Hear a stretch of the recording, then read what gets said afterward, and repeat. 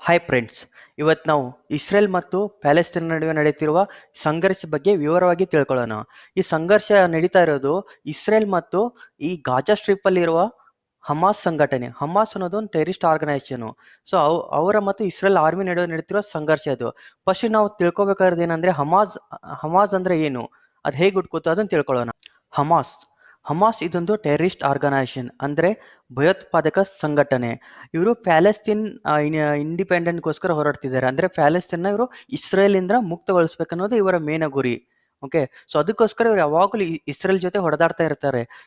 ಇವ್ರ ಹತ್ರ mini rockets ಇದಾವೆ. ಆ ರಾಕೆಟ್ಸ್ ಇಂದ್ರನೇ ಇವ್ರು ಇಸ್ರೇಲ್ ಮೇಲೆ ಅಟ್ಯಾಕ್ ಮಾಡೋದು. ಈ ಹಮಾಸ್ ಅವರು ಆಲ್ರೆಡಿ ಇಸ್ರೇಲ್ ಮೇಲೆ ಮೋರ್ ದೆನ್ 1000 ರಾಕೆಟ್ ಇಂದ ದಾಳಿ ಮಾಡಿದ್ದಾರೆ. ಸೊ ಆದರೆ ಇಸ್ರೇಲ್ ಹತ್ರ ಒಂದು ಟೆಕ್ನಾಲಜಿ, ಅದೇನಂದ್ರೆ ಐರನ್ ಡೋಮ್. ಈ ಐರನ್ ಡೋಮ್ ಏನ್ ಮಾಡುತ್ತಂದ್ರೆ ಹೊರಗಡೆಯಿಂದ ಬರೋ ರಾಕೆಟ್ನ ಗಾಳಿಯಲ್ಲೇನೆ ಡೆಸ್ಟ್ರಾಯ್ ಮಾಡಿಬಿಡುತ್ತೆ. ಸೊ ಇಸ್ರೇಲ್ನ ಇದು ಅರ್ತ್ನ ರೀಚ್ ಮಾಡೋಕ್ಕಿಂತ ಮುಂಚೆನೆ ಗಾಳಿಯಲ್ಲೇನೆ ಡೆಸ್ಟ್ರಾಯ್ ಆಗುತ್ತೆ. ಸೊ ಇದು ಇಸ್ರೇಲ್ದ ಏರ್ ಡಿಫೆನ್ಸ್ ಸಿಸ್ಟಮ್. ಇದು ತುಂಬಾ ಸ್ಟ್ರಾಂಗ್ ಆಗಿದೆ. ಇದು ಮೋರ್ ದೆನ್ 90% ಅಕ್ಯುರೇಟ್ ಆಗಿದೆ. ಅಂದ್ರೆ 100 ರಾಕೆಟ್ನ ದಾಳಿ ಮಾಡಿದ್ರೆ ಮಿನಿಮಮ್ 90 ರಾಕೆಟ್ನ ಇದು ಗಾಳಿಯಲ್ಲೇನೆ ಹೊಡೆದಾಗುತ್ತೆ. ಇದ್ರ ರೇಂಜ್ ಬಂದ್ಬಿಟ್ಟು 4 ಕಿಲೋಮೀಟರ್ ಇಂದ 70 ಕಿಲೋಮೀಟರ್ ವರೆಗೆ ಬರೋ ರಾಕೆಟ್ನ ಇದು ಹೊಡೆದಾಕುತ್ತೆ. ಇಲ್ಲಾಂದ್ರೆ ಗಾಳಿಯಲ್ಲೇನೆ ಡೆಸ್ಟ್ರಾಯ್ ಮಾಡುತ್ತೆ. ಇದು ಹೇಗೆ ವರ್ಕ್ ಮಾಡುತ್ತೆ ಅಂದ್ರೆ ನೀವು ಇಲ್ಲಿ ನೋಡ್ಬೋದು. ಇದು ಹೆಂಗಂದ್ರೆ ಒಂದು ರಾಕೆಟ್ ಆ ಕಡೆಯಿಂದ ಬರ್ತಿದ್ರೆ ಇದು ಅಪೋಸಿಟ್ ಡೈರೆಕ್ಷನ್ ಅಲ್ಲಿ ಹೋಗಿ ಆ ರಾಕೆಟ್ ಪಕ್ಕನೆ ಬ್ಲಾಸ್ಟ್ ಆಗಿಬಿಡುತ್ತೆ. ಅಂದ್ರೆ ರಾಕೆಟ್ ಹೋಗಿ ಮುಂದಿನ ತುದಿಗೆ ಹೊಡೆಯಲ್ಲ, ಇದು ಪಕ್ಕದಲ್ಲೇ ಬಂದೇನೆ ಬ್ಲಾಸ್ಟ್ ಆಗುತ್ತೆ. ಒಂದು ಸೈಡ್ ಅಪ್ರೋಚ್ ಅಂತ ಕರೀತಾರೆ. ಇನ್ನೊಂದು ರೇರ್ ಅಪ್ರೋಚ್ ಅಂತ ಇರುತ್ತೆ. ಅಂದ್ರೆ ರಾಕೆಟ್ ಮುಂದೆ ಹೋಗ್ತಾ ಇರುತ್ತೆ, ಅದ್ರ ಹಿಂದೆ ಇದು ಹೋಗ್ಬಿಟ್ಟು ಬ್ಲಾಸ್ಟ್ ಆಗಿಬಿಡುತ್ತೆ. ಅದು ರೇರ್ ಅಪ್ರೋಚ್. ಇನ್ನೊಂದು ಫ್ರಂಟ್ ಅಪ್ರೋಚ್ ಅಂದ್ರೆ ಅಪೋಸಿಟ್ ಡೈರೆಕ್ಷನ್ ಅಲ್ಲಿ ಬಂದೇ ರಾಕೆಟ್ ಬ್ಲಾಸ್ಟ್ ಆಗುತ್ತೆ. ಸೊ ಈ ತರ ಇದು ಐರನ್ ಡೋಮ್ ಕೆಲಸ ಮಾಡುತ್ತೆ. ಸೊ ಐರನ್ ಡೋಮ್ ಇಂದ ಇವತ್ತು ಇಸ್ರೇಲ್ದವರು ಆಲ್ಮೋಸ್ಟ್ ಬಚಾವಾಗಿದ್ದಾರೆ ಅಂತ ಹೇಳ್ಬೋದು. ಓಕೆ, ಇಸ್ರೇಲ್ ಹತ್ರ ಐರನ್ ಡೋಮ್ ಇದೆ. ಹಂಗಂದ್ರೆ ನಮ್ಮ ಇಂಡಿಯಾದ ಹತ್ರ ಏನಿದೆ? ಏನು ಇಂಡಿಯಾದ ಹತ್ರ ಏರ್ ಡಿಫೆನ್ಸ್ ಸಿಸ್ಟಮೇ ಇಲ್ವೇ? ಇಲ್ಲ, ಇಂಡಿಯಾ ಹತ್ರ ಒಂದಿದೆ. ಅದೇನಂದ್ರೆ ಮೇನ್ ಆಗಿ ಬಂದ್ಬಿಟ್ಟು S-4 ಅಂತ. ಎಸ್ S-400ನ ಇದು ರಷ್ಯಾದ ಏರ್ ಡಿಫೆನ್ಸ್ ಸಿಸ್ಟಮ್ನ ಇಂಡಿಯಾದವರು ತುಂಬಾ ದುಡ್ಡು ಕೊಟ್ಟು ಪರ್ಚೇಸ್ ಮಾಡಿದ್ದಾರೆ. ಕೋಟ್ಯಾಂತರ ರೂಪಾಯಿ ಕೊಟ್ಟು ಪರ್ಚೇಸ್ ಮಾಡ್ತಾ ಇದ್ದಾರೆ. ಸೊ ಇದು S-4 ಏನ್ ಸ್ಪೆಷಾಲಿಟಿ ಅಂದ್ರೆ ಇದ್ರ ರೇಂಜ್ ತುಂಬಾ ದೊಡ್ಡದು. 300 400 ಕಿಲೋಮೀಟರ್. ನೀವು ಅಲ್ಲಿ ನೋಡಿದ್ರಿ, ಬರೀ 4 70 ಕಿಲೋಮೀಟರ್ ಇಸ್ರೇಲ್ ಇದ್ರೆ ಇದು 300 400 ಕಿಲೋಮೀಟರ್. ಇದು ರಷ್ಯಾದು S-4 ಕೆಪಾಸಿಟಿ ಅಷ್ಟು ದೂರ ಹೊರಡುತ್ತೆ. ಯಾಕಂದ್ರೆ ನಮ್ದು ಇಂಡಿಯಾ ತುಂಬಾ ದೊಡ್ಡದಾಗಿದೆ, ಇಸ್ರೇಲ್ ತುಂಬಾ ಚಿಕ್ಕದು. ಸೊ ಅದಕ್ಕೆ ನಮಗೆ ಲಾಂಗ್ ರೇಂಜ್ ಬೇಕು. ಸೊ ಇದನ್ನ ನಾವು ರಷ್ಯಾದಿಂದ ಸಿಕ್ಕಾಪಟ್ಟೆ ದುಡ್ಡು ಕೊಟ್ಟು ಪರ್ಚೇಸ್ ಮಾಡ್ತಾ ಇದ್ದೀವಿ. ಇದರಲ್ಲಿ ಮೇನ್ ಅಡ್ವಾಂಟೇಜ್ ಏನಂದ್ರೆ ಇದು ನಿಮಗೆ ಕ್ರೂಸ್ ಮಿಸೈಲು, ವಿಮಾನ, ರಾಕೆಟ್ ಈ ಮೂರನ್ನು ಹೊಡೆದಾಕುತ್ತೆ ಇದು S-4. ಇವಾಗ ಆಲ್ಮೋಸ್ಟ್ ಪ್ರಪಂಚದಲ್ಲಿ ಏರ್ ಡಿಫೆನ್ಸ್ ಸಿಸ್ಟಮ್ ಅಲ್ಲಿ ಟಾಪ್ ಅಲ್ಲಿ ಇರುತ್ತೆ S-4.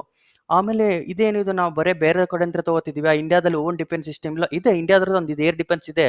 ಅದ್ರ ಹೆಸರು ಬಂದ್ಬಿಟ್ಟು ಆಕಾಶ್ ಅಂತ. ಸೊ ಇಂಡಿಯಾದ ಇದು ಹೋಮ್ ಮೇಡ್, ಅಂದ್ರೆ ಇಂಡಿಯಾದಲ್ಲೇ ಮಾಡಿರುವಂತದ್ದು. ಇದು Akash medium range mobile surface to air missile. ಇದು ಅಂದ್ರೆ ಮೊಬೈಲ್ ಅಂದ್ರೆ ಇದೇನ್ ಗೊತ್ತಾ, ಇದು ಗಾಡಿಯಲ್ಲಿ ಇರುತ್ತೆ. ಇದನ್ನ ಯಾವ ಪ್ಲೇಸ್ ಬೇಕಾದ್ರೂ ತಗೊಂಡ್ ಹೋಗ್ಬೋದು. ಬಟ್ ಇದ್ರ ರೇಂಜ್ ಮೀಡಿಯಂ ರೇಂಜ್ ಇದೆ. ಇದನ್ನ ಡೆವಲಪ್ ಮಾಡಿದ್ದು ನಮ್ಮ DRDO ಅವರು. DRDO ಅಂದ್ರೆ ಡಿಫೆನ್ಸ್ ರಿಸರ್ಚ್ ಆರ್ಗನೈಸೇಷನ್ ಅಂತ. ಸೊ ಇದನ್ನ ನೆನ್ಪಿಟ್ಕೊಳ್ಳಿ. DRDO ಫುಲ್ ಫಾರ್ಮ್ ಎಲ್ಲಾದ್ರೂ ಕೇಳ್ತಾರೆ, ಹೇಳಕ್ ಬರಲ್ಲ.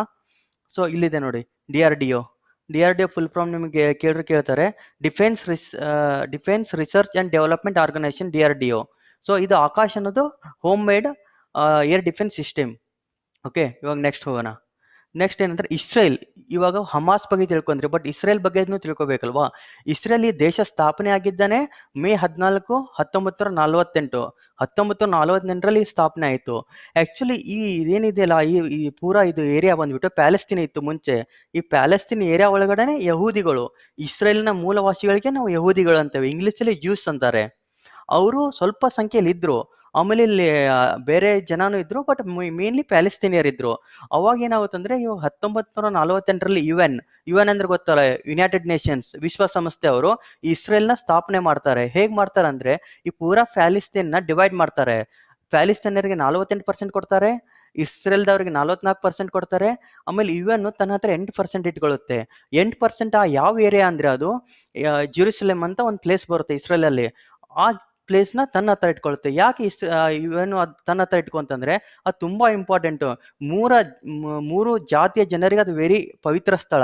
ಯಾರಿಗಂದ್ರೆ ಕ್ರಿಶ್ಚಿಯನ್ರಿಗೆ, ಆಮೇಲೆ ಮುಸ್ಲಿಮರಿಗೆ ಮತ್ತು ಯಹೂದಿಗಳಿಗೆ ಅಂದ್ರೆ ಜ್ಯೂಸ್ಗಳಿಗೆ ಅದು ತುಂಬಾ ಪವಿತ್ರ ಸ್ಥಳ. ಅದ್ ಯಾಕಂತ ಮುಂದೆ ಹೇಳ್ತೀನಿ.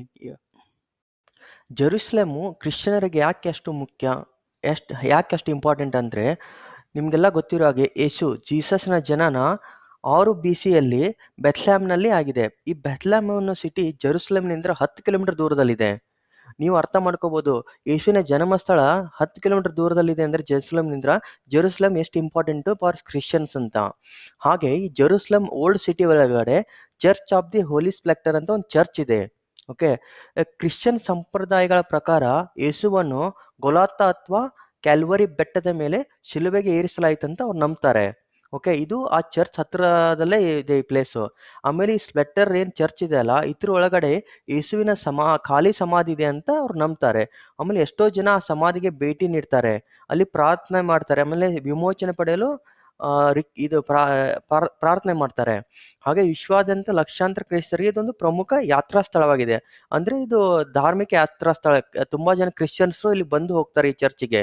ಓಕೆ, ಇವಾಗ ನೆಕ್ಸ್ಟ್ ಯಹೂದಿಗಳಿಗೆ ಯಾಕೆ ಇಂಪಾರ್ಟೆಂಟ್ ಅಂತ ತಿಳ್ಕೊಳ್ಳೋಣ. ಇವಾಗ ಈ ಜೆರೂಸಲೇಮ್ ಸಿಟಿ ಯಹೂದಿಗಳಿಗೆ ಯಾಕೆ ಇಂಪಾರ್ಟೆಂಟು? ಇಲ್ಲಿ ಒಂದು ವೆಲ್ಲಿಂಗ್ ವಾಲ್ ಆಫ್ ವೆಸ್ಟರ್ನ್ ವಾಲ್ ಅಂತ ಇದೆ. ಇದು ಒಂದು ವಾಲ್, ಇದು ಒಂದು ಗೋಡೆ. ಓಕೆ, ಆಕ್ಚುಲಿ ಇದೊಂದು ಗುಡಿಯ ಕಂಪೌಂಡ್ ಅಂತ ಅವ್ರು ನಂಬ್ತಾರೆ. ಓಕೆ, ಇಲ್ಲಿ ಮುಂಚೆ ಒಂದು ಪವಿತ್ರ ದೇವಾಲಯ ಇತ್ತು, ಮತ್ತು ಇದು ಆ ದೇವಾಲಯದ ಗೋಡೆ ಅವಶೇಷವಾಗಿದೆ ಅಂತ ಅವ್ರು ನಂಬ್ತಾರೆ. ಅಂದ್ರೆ ಮುಂಚೆ ಇಲ್ಲಿ ಗುಡಿ ಇತ್ತು, ಆ ಗುಡಿಯ ಒಂದು ಗೋಡೆ ಇದು ಅಂತ ನಂಬ್ತಾರೆ ಅವರು. ಈ ದೇವಾಲಯದ ಒಳಗೆ ಈ ಯಹೂದಿ ಧರ್ಮಕ್ಕೆ ಇಂಗ್ಲಿಷಲ್ಲಿ ಜೂಯಿಸಮ್ ಅಂತಾರೆ. ಅವರ ಅತ್ಯಂತ ಪವಿತ್ರ ಸ್ಥಳ ಅಥವಾ ಹೋಲಿ ಆಫ್ ಹೋಲಿಸ್ ಇತ್ತು ಎಂದು ಹೇಳಲಾಗುತ್ತೆ. ಈ ಹೋಲಿ ಆಫ್ ಹೋಲಿಸ್ ಅಂದ್ರೆ ಏನಪ್ಪಾ ಅಂದ್ರೆ, ಈ ಜಗದಲ್ಲಿ ದೇವರ ರೂಪ ಅವಕರಣೆ ಆಯಿತು, ಅಂದ್ರೆ ದೇವರ ರೂಪ ಪ್ರತ್ಯಕ್ಷ ಆಯಿತು ಅಂತ ಅವ್ರು ನಂಬ್ತಾರೆ. ಆಮೇಲೆ ಈ ಜಗತ್ತನ್ನು ಸೃಷ್ಟಿಪಡಿಸಿದ ಅಡಿಪಾಯದ ಸ್ಥಳ ಇದಂತಾನು ನಂಬ್ತಾರೆ. ಅಂದ್ರೆ ಜಗತ್ತು ಇಲ್ಲಿಂದನೇ ಸೃಷ್ಟಿ ಆಯಿತು ಅನ್ನೋದು ಅವರ ನಂಬಿಕೆ. ಓಕೆ, ಹಾಗೆ ಅಬ್ರಹಾಮನು ತನ್ನ ಮಗ ಐಸಾಕನ್ನು ತ್ಯಾಗ ಮಾಡಲು ಸಿದ್ಧಪಡಿಸಿದನು ಅಂತ ಹೇಳ್ತಾರೆ ಅವರು. ಪ್ರತಿ ವರ್ಷ ಲಕ್ಷಾಂತರ ಪ್ರವಾಸಿಗರು ಇಲ್ಲಿ ಭೇಟಿ ನೀಡ್ತಾರೆ.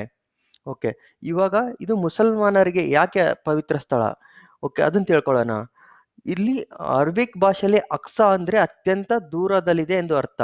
ಓಕೆನಾ, ಅಕ್ಸಾ ಅಂದ್ರೆ ಅರಬಿ ಭಾಷೆಯಲ್ಲಿ ಅತ್ಯಂತ ದೂರದಲ್ಲಿದೆ ಅಂತ ಅರ್ಥ ಕೊಡುತ್ತೆ. ಓಕೆ, ಸೊ ಇಲ್ಲಿ ಒಂದು ಮಸೀದಿ ಇದೆ, ಆಲ್ ಅಸ್ಕ್ ಮಾಸ್ಕ್ ಅಂತ ಕರೀತಾರೆ. ಮುಸಲ್ಮಾನರಿಗೆ ಮೆಕ್ಕಾ ಮತ್ತು ಮದೀನಾ ಆದ ನಂತರ 3ನೇ ಅತ್ಯಂತ ಪವಿತ್ರ ಸ್ಥಳ ಅಂದ್ರೆ ಈ ಮಸೀದಿ. ಓಕೆ, 3ನೇ ಪ್ಲೇಸ್ ಅಲ್ಲಿ ಬರುತ್ತೆ ಅತ್ಯಂತ ಪವಿತ್ರ ಸ್ಥಳದಲ್ಲಿ ಮುಸಲ್ಮಾನರಿಗೆ. ಯಾಕಂದ್ರೆ ಇಲ್ಲಿ ಮೊಹಮ್ಮದ್ ಪ್ರವಾದಿಯವರು ಒಂದು ರಾತ್ರಿ ಮೆಕ್ಕಾದಿಂದ ಹೊರಟು ಈ ಮಸೀದಿಯಲ್ಲಿ ಬಂದು ಪ್ರಾರ್ಥನೆ ಮಾಡಿ ಇಲ್ಲಿಂದನೇ ನೇರವಾಗಿ ಸ್ವರ್ಗಕ್ಕೆ ಹೋದ್ರು ಅಂತ ಉಲ್ಲೇಖಗಳಿವೆ, ಹಾಗೆ ಅವರು ನಂಬ್ತಾರೆ. ಸೊ ಆದ್ದರಿಂದ ಇದು ಆಲ್ ಅಸ್ಕ್ ಮಾಸ್ಕ್ ಮುಸಲ್ಮಾನರಿಗೆ ತುಂಬಾ ಪವಿತ್ರ. ಇದು 3ನೇ ನಂಬರ್ ಅಲ್ಲಿ ಬರುತ್ತೆ. ಮೆಕ್ಕಾ ಮತ್ತು ಮದೀನಾ ಆದ್ಮೇಲೆ ಮುಸಲ್ಮಾನರಿಗೆ ಅತ್ಯಂತ ಪವಿತ್ರ ಸ್ಥಳ ಅಂದ್ರೆ ಇದು ಯಾವುದು, ಆಲ್ ಅಸ್ಕ್ ಮಾಸ್ಕ್. ಓಕೆ,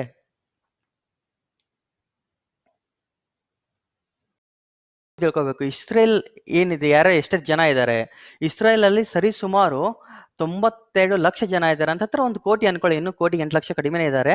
ಇದು ಜುಲೈ 2020 ಜನಗಣತಿ ಪ್ರಕಾರ. ಇದರಲ್ಲಿ ಯಹೂದಿಗಳು ಬಂದ್ಬಿಟ್ಟು 74%, ಅರಬರು 20%, ಇತರೆ ಅದರ್ಸ್ 4%. ಓಕೆ, ಸೊ ಇದು ಬಹಳ ವೆರಿ ಸ್ಮಾಲ್ ದೇಶ. ಇದು ಒಟ್ಟು ಪ್ರದೇಶ ಬಂದ್ಬಿಟ್ಟು 20,000 ಸ್ಕ್ವೇರ್ ಕಿಲೋಮೀಟರ್ ಅಂದ್ರೆ 22 ಸ್ಕ್ವೇರ್ ಕಿಲೋಮೀಟರ್. ನೀವು ನಮ್ಮ ಕರ್ನಾಟಕ ಜೊತೆ ಏನಾದ್ರು ಕಂಪೇರ್ ಮಾಡ್ತೀರಾ ಅಂದ್ರೆ, ನಮ್ಮ ಕರ್ನಾಟಕ ಬಂದ್ಬಿಟ್ಟು ನೋಡಿ ಇಲ್ಲಿ ಸಿಕ್ಕಾಪಟ್ಟೆ ಜಾಸ್ತಿ ಇದೆ. ಆಮೇಲೆ ಇವ್ರ ನೀರು 2% ಅಂದ್ರೆ ನೀರೇ ಇಲ್ಲ ಅಂತ ಬರಡು ಪ್ರದೇಶ ಇದು. ನೀವೆಲ್ಲ ಕೇಳಿರ್ಬೋದು ಡ್ರಿಪ್ ಇರಿಗೇಷನ್, ಹನಿ ನೀರಾವರಿ ಪದ್ಧತಿ, ಇದನ್ನ ಕಂಡಿಡಿದ್ದೆ ಇಸ್ರೇಲ್ದವರು. ಓಕೆ, ನೆಕ್ಸ್ಟ್ ಇಸ್ರೇಲ್ ಮತ್ತು ಭಾರತ ಸಂಬಂಧ. ಇಸ್ರೇಲ್ ಮತ್ತು ಭಾರತ ಸಂಬಂಧ ಹೇಗಿದೆ ಅಂದ್ರೆ, ಭಾರತವು ಇಸ್ರೇಲ್ನ ಮಿಲಿಟರಿ ಉಪಕರಣಗಳನ್ನು ಅತಿ ಹೆಚ್ಚಾಗಿ ಖರೀದಿ ಮಾಡುತ್ತೆ. ರಷ್ಯಾದ ನಂತರ ನಾವು ನೆಕ್ಸ್ಟ್ ಯಾರ ಹತ್ರ ಏನಾದರೂ ತುಂಬಾ ವೆಪನ್ಸ್ ಖರೀದಿ ಮಾಡ್ತೀವಿ ಅಂದ್ರೆ ಅದು ಇಸ್ರೇಲು. ಆಲ್ರೆಡಿ ನಮ್ಮ ಹತ್ರ ಇಸ್ರೇಲ್ ರಸೆಟ್ ರೈಫಲ್ಸ್ ಇದೆ, ಆಮೇಲೆ ಡ್ರೋನ್ ಇದೆ, ಅನ್ಮ್ಯಾನ್ಡ್ ಡ್ರೋನ್ ಅಂದ್ರೆ ಮನುಷ್ಯರು ಯಾರು ಕುಂತ್ಕೊಳ್ಳಲ್ಲ, ಬರೀ ಡ್ರೋನ್ ಅಷ್ಟೇ ಹೋಗಿ ಸರ್ವೆಲೆನ್ಸ್ ಅಲ್ಲೆಲ್ಲ ಯೂಸ್ ಆಗುತ್ತೆ. ಆಮೇಲೆ ನಾವು ಅವ್ರ ಹತ್ರ ಗನ್ಗಳನ್ನ ತೊಗೊಂಡಿದ್ದೀವಿ, ಮಿಸೈಲ್ ತೊಗೊಂಡಿದ್ದೀವಿ. ಅವ್ರದ್ದು ಬರಾಕ್ ಅಂತ ಒಂದು ಮಿಸೈಲ್ ಇದೆ, ಅದನ್ನ ನಾವು ಪರ್ಚೇಸ್ ಮಾಡಿದ್ದೀವಿ. ಇಸ್ರೇಲ್ ಅಂದ್ರೆ ಮಿಲಿಟರಿಯಲ್ಲಿ ತುಂಬಾ ಜಾಸ್ತಿ ಡೀಲ್ ಇದೆ ನಮ್ದು ಇಂಡಿಯಾದವ್ರದ್ದು. ಸೊ ಇದು ಇಸ್ರೇಲ್ ಮತ್ತು ಭಾರತ ಸಂಬಂಧ. ಇವಾಗ ಈ ಕಾನ್ಫ್ಲಿಕ್ಟ್ ನಡೆದಾಗ ಭಾರತ ಇಸ್ರೇಲ್ ಜೊತೆ ಇರುತ್ತೋ ಅಥವಾ ಪ್ಯಾಲೆಸ್ತೈನ್ ಜೊತೆ ಇರುತ್ತೋ ಅದನ್ನ ನೋಡ್ಬೇಕು. ಮೋದಿಯವರೇನು ಡಿಸಿಷನ್ ಮಾಡ್ತಾರೆ ಅದನ್ನ ಮೇಲೆ ಡಿಪೆಂಡ್ ಆಗುತ್ತೆ.